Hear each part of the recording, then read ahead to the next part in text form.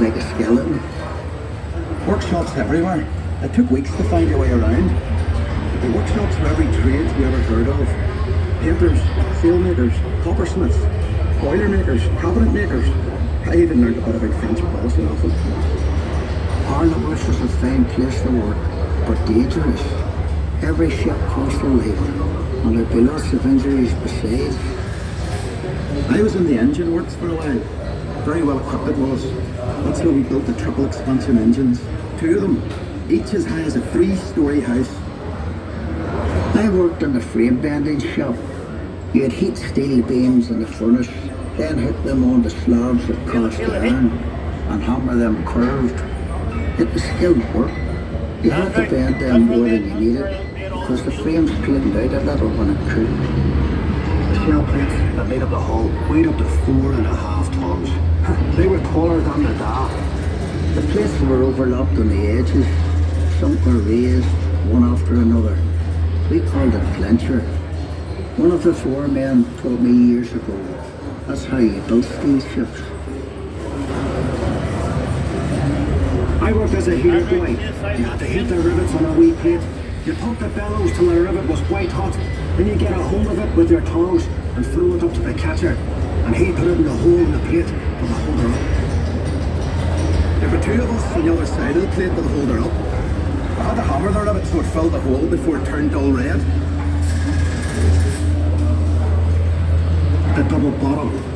That's a wee space we called the tanks, made up of steel plates. The rest of the rivet squad all had to fit into that gap.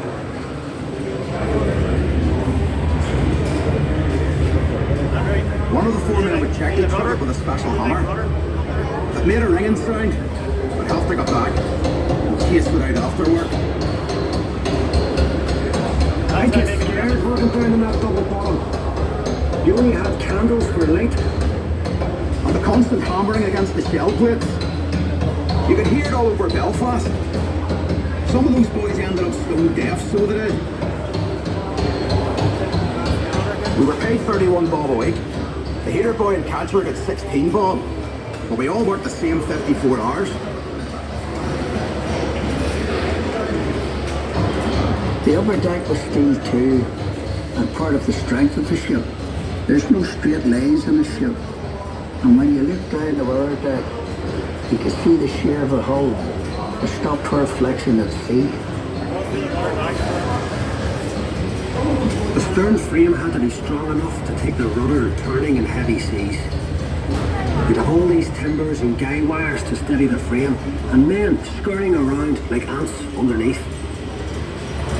When we came to launch day, I was torn between pride and fear. The standing wings were coated in tallow, train oil and soft soap. So the ship would slide when they shifted her weight off the blocks. That was the most dangerous part. And the shipwrights were knocking away the last props. They were under compression, you see, and the sliding wings would be released by the hydraulic trigger. 100,000 people watched the launch. Some paid a bob to sit in the reserved seating. There were extra trams laid on.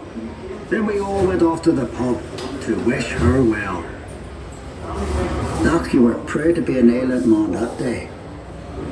The Titanic is the pride of Belfast. The shipwrights were knocking away the last props. They were under compression, you see, and the sliding wings would be released by the hydraulic